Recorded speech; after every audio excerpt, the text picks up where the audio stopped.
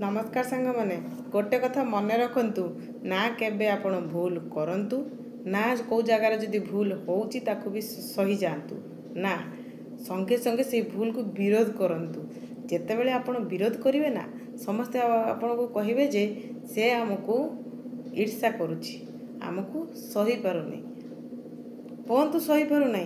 किंतु भूलटा को केबे प्रश्रय दियंतु नाही जेते भूल को प्रश्रय देबे आपण को बारंबार लोक सेतिकी मात्रा रे भांगी चलिए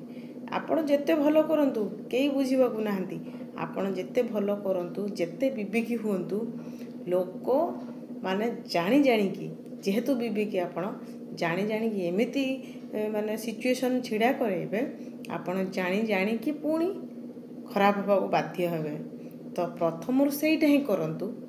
जोटा आपण को भूल लगुच संगे संगे से प्रतिवाद करूँ आ बंद कर दिंतु जानी गोटे जगार जो टाटा खर्च हम गोटे घा सुखापी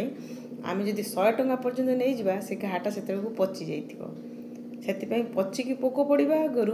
आगर गोटे टंकार जो तार चिकित्सा हो पार से करूँ ना केबे क्या प्रति भूल करंतु ना केबे भूल को सहंतु बास एतिकी जीवन में रखु जय जगन्नाथ।